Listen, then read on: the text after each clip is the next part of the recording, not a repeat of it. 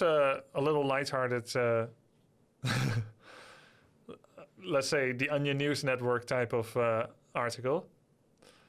Bobby Kotick announces new apology letters will be written by alternating teams at Treyarch and Infinity Ward each year for the foreseeable future. Following a massive employee strike at Activision Blizzard due to years of harsh treatment and sexual harassment, Bobby Kotick has written a letter to employees to apologize for the company's actions and announced that a new apology letter will be released each year, written in alternating years by Treyarch and Infinity Ward. We already have these guys on an alternating schedule producing new Call of Duty games each year, so why not also have them work on our yearly apology letters to employees? It's a very similar process to making Call of Duty, really. You don't need to recreate the entire letter each time. You just need to work from the base, created in the previous letter, updating a bit of language to fit modern events and trends. They just have to make sure that they stick to the core theme of the apology letter series, that we're very sorry, we investigated this ourselves, found no wrongdoing, and that we're committed to some vague change in the future. In order to make sure that the apology letters stay true to the standards of Activision Blizzard, Kotick has given himself the role of final proofreader, a job that comes with a $50 million yearly salary. This is, of course, not real. This hard drive must be like Onion News Network or something. This is satire, okay? That's good satire. That's good satire. Maybe we can buy the apology letters as a DLC. This is clearly real. True. Oh, I see. Whitewater. And then I've also been thinking, what does all this mean for the teams that I have received content from, purchased content from? StarCraft, Warcraft, HOTS. And you hope that it is entirely blameless there. As we heard, mostly Battle.net team, World of Warcraft team. They were the biggest hotbeds of issues. But I think, yeah, maybe there was also something in the teams that we have liked to buy the games of. And you hope there isn't. But if there is, you hope that that's going to improve as well. There's a lot of different employees that have come out with different testimonies. It's enough to make you really sad when you see it, when you consider what they've gone through. And like I said, it's really risky to come out with it because you're basically like, I'm thinking like if I come out with the bad shit that has happened in my life, in my personal life, I'm not ready for that, and it also doesn't serve any purpose. But like, it's really personal and vulnerable and scary. So generally, I'm inclined big time to believe and not to disbelieve, because I just can't see a rational motive for people to make it up just for clout or attention. And sometimes you hear that, it's like, well, I don't believe this account at all because this Blizzard employee or whatever is my hero, and it's tough. But there's actually one more post first by Alex Klonsas. If your reaction to everything going on right now is to complain that the next patch is going to take longer to release, you need to take a step back and realize you're part of the problem. You value video game content more than human decency and respect. It's a little bit stupid as well. I'm part of the problem because I want the WoW expansion to come out earlier and it's being delayed now. I mean, yeah, it's a little... You're not part of the problem just because you want that. It's not because you pressure a game dev to have an expansion come out earlier, therefore that pressure forces the devs to harass women because of the stress. So you are not part of the problem. He could have phrased it very differently for it to make sense.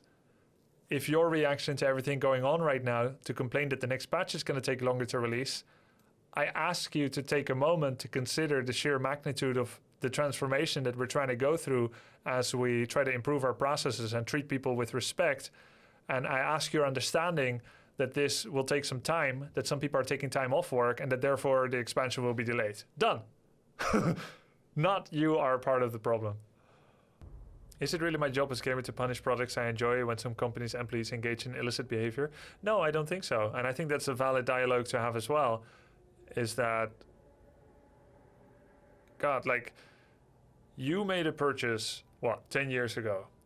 You don't, like you made a purchase 10 years ago, you bought the game, you enjoy it, you have built history with it.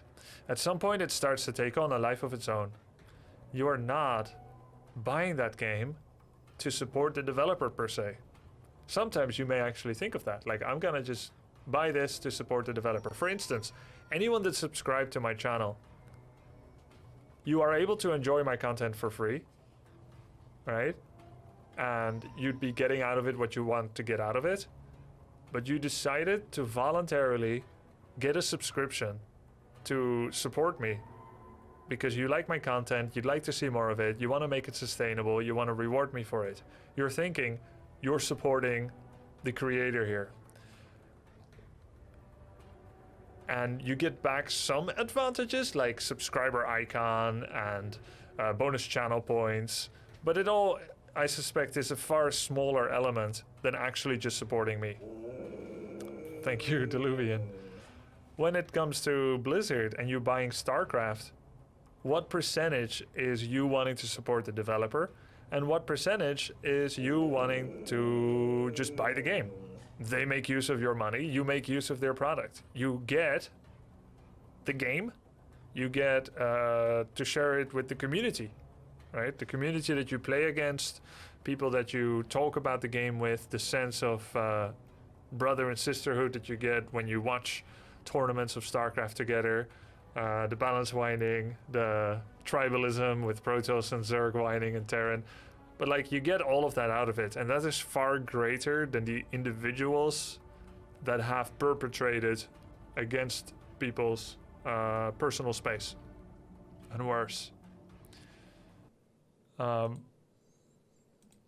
But there is one more interesting post here by Lana Baczynski. Lana Baczynski is an animator, was an animator for Blizzard, that did a number of really good work on Heroes of the Storm that I enjoy on a weekly basis.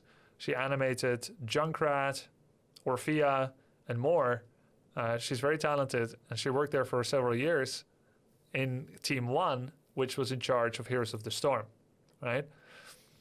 And these are her experiences, so to me this is super relevant because that's the team that I have been consuming content of essentially in the last 5+ years.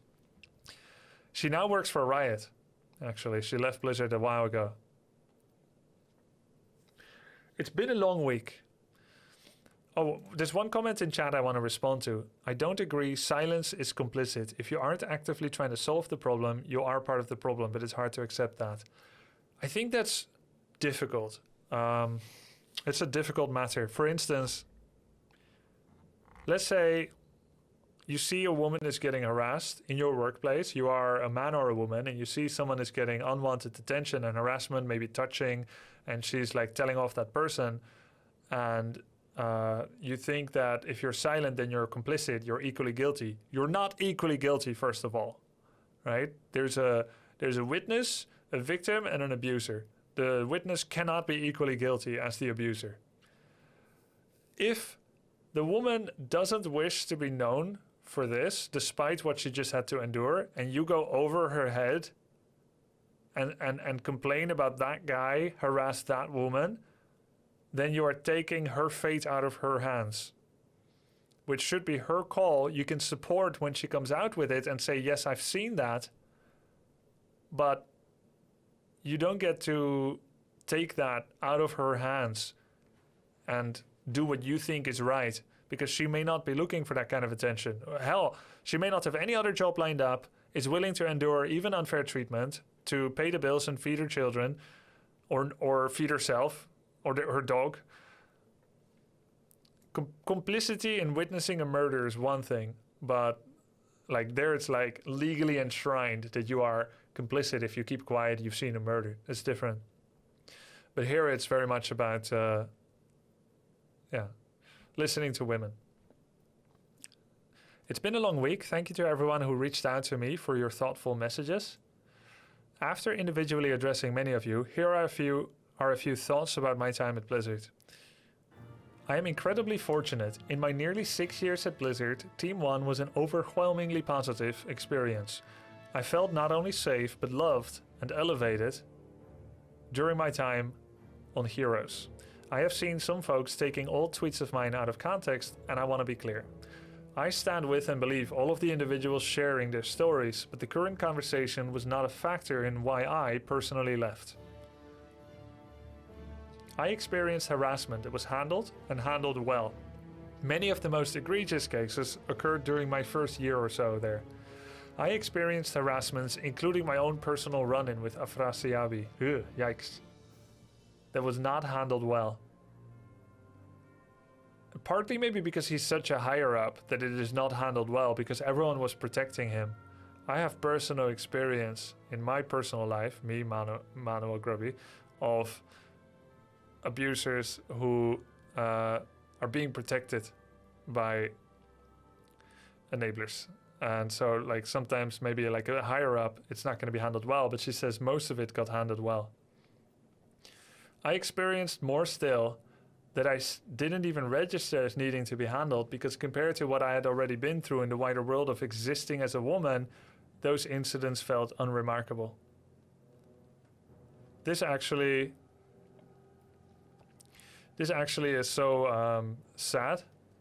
I think of as a young man, as a teenager, as a man and as a boy, when I've gone around doing my business in the Netherlands, I've never been afraid of going around. I've always been ignored by pretty much everyone I meet on the street. Pretty much always. When I was 12 to 16, my parents divorced. I would travel from one city to the other on the bus, on the tram, on the train. I would travel on the tram on a weekly basis and the weekend going to my father's place. I would fall asleep on the tram. I would reach the final destination. I would wake up. I would walk there. I'm 15-year-old, 16, 12, whatever, and never any harassment. And I think if I was a comely young lady, a 15-year-old daughter of these two parents, and I'm traveling like that, I'm falling asleep, and I'm in that tram in that place that actually was not a very safe place. It was actually quite trashy. There was quite a bit of criminality in both cities, and sometimes there were like intimidating figures on the tram that try to cause a ruckus, that try to be loud, obnoxious, litter, intimidate other people. And there's been a bit of that, like trying to intimidate me or whatever. But like if I had been a woman, would I have felt as safe? Would I have fallen asleep with no fear? You would experience so much dog whistling or unwanted attention, no doubt. So I get when she's saying, I think I get it, that just existing as a woman, she's already experienced a lot and it didn't register as much. And that's part of like society as a whole, needing to like grow up beyond animalistic, instinctive behaviors that marginalize women. Catcalling, yeah. I know that if you're just starting your journey as a game developer, all of this may sound frightening, but I don't want to lose sight of the fact that so many of these problems exist because of the lack of diversity in these spaces. This one actually, I think I half agree with this. On the one hand, it also exists because of lack of diversity. No doubt, in a space of 80% women and 20% men, the men are going to feel less empowered maybe to harass women because they're so outnumbered. But it doesn't mean that they might not do the same thing in a position where they feel more comfortable again. I'm thinking a dog that is tired, that is inclined to do bad behavior like destructive towards furniture, when they're tired, they fall asleep. But it doesn't mean they don't have it in them to destroy furniture because there's some kind of underlying psychic problem, training issue or insecurity. The issue to stopping them destroying furniture isn't just to make sure they're tired every day. The issue is there, and tired momentarily band-aids it. Lack of diversity, if there's diversity, it kind of band-aids maybe the empowerment of abusers, but it still doesn't fix it. Actually, individually and generally educating people is the main one. But probably it's true that this is part of it, but it is not the only thing. I count myself lucky that the Heroes team welcomed diversity and I had the chance to work alongside some incredible women. My greatest hope through all this garbage is that the accounts that have been highlighted both in the lawsuits and across social media this week serve to bolster our resolve as an industry to actively seek out, support, and fight for diverse candidates in game development. If you are reading all of this and feeling overwhelmed, whether you are an aspiring developer just starting out or many years deep in your career, please know my DMs are always open. I'm happy to give insight into my path, to listen to your experiences and help however I can. For all of those who have endured mistreatment and for those who have mustered the courage to share your stories, I thank you and I stand with you. Hashtag ActiBliss Walkout End. Irajal says, it hit me differently when a professor asked for hands up for anyone who had ever feared sexual assault while walking at night, and it was almost exclusively every woman in class with their hands raised. Yeah. Not to say it couldn't have happened to me, but the likelihood and the fear, right?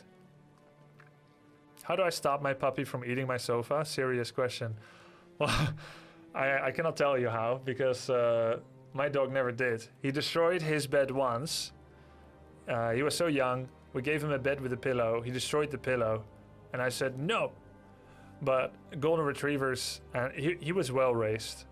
But it's just experimenting. I told him it's bad, and he never did it again. So I cannot give you the way that I managed it with him, because he's not a problem case, really. I'm not a dog trainer. Also, the breeder that he came from said, Goldens are so soft-hearted. When your voice is a little bit less than happy, they already feel punished enough. You don't need to shout at them or be stern. They easily feel very cowed or intimidated or sad when you are unhappy with them. And like just small admonishment is enough for them already to have a terrible time. And I've seen that with him. And then he comes to me and he's like, we cool? We cool? I'm like, yeah, we cool. We cool. You shouldn't have eaten that mushroom that's there on the street, because shit, it could kill you, man. And I told you so that it was bad.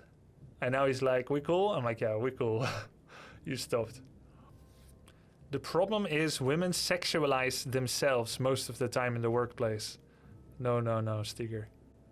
That is not the problem. It's an awful take. I am allowed to try to look my best as a person for my enjoyment, for my self-respect, for my perceived self-image. I am allowed within the code of conduct to dress in a revealing way, to try to look good, to try to not look good. I'm allowed to look ugly, I'm allowed to look beautiful, and that doesn't give anyone the right to touch me without my consent. If a woman wears cleavage, that is not an invitation to touch her. Or to comment, nice boobs, or I love it when you jump, when your boobs are jiggling and I'm looking at it. That is not okay.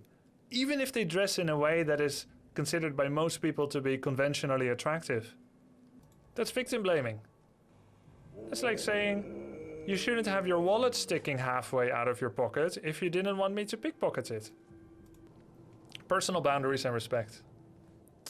So I think there is some silver lining. There's being made a big case out of it now. Many people have had a chance to speak out with a sense of solidarity with their colleagues. This is not over yet. And the case, the civil suit goes on.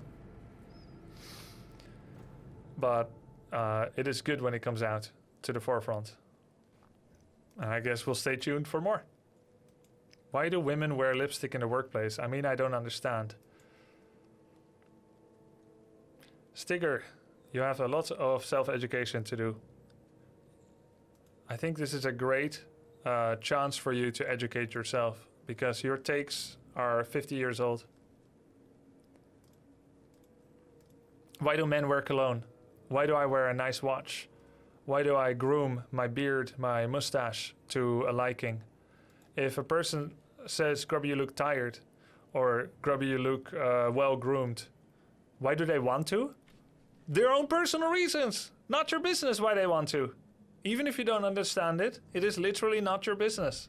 They didn't do it for you. Why do you wash your hair and you don't want it to look sweaty? If you didn't want me to sexualize you and speak about how I'm gonna take you from behind, then why did you wash your sweaty hair? like it looks so attractive to me that I can like treat you with less respect because it's like no.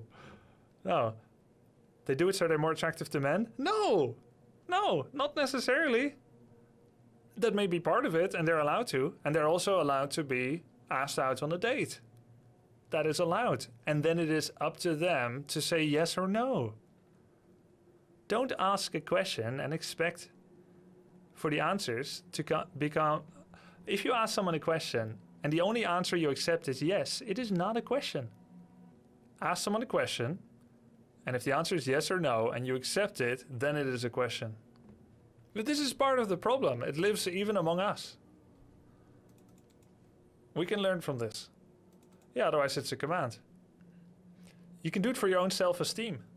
If I look sick to myself, even if I don't go on stream with webcam, if I'm wearing something that doesn't accentuate, in my opinion, my self-image of myself, if I wear something that makes me look too skinny or too sickly, then I feel worse about myself, even if no one else gets to see me.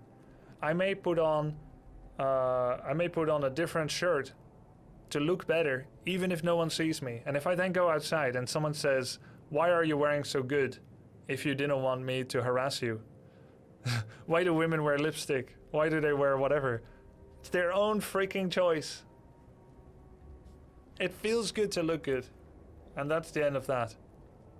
And I think that concludes me wanting to talk on it.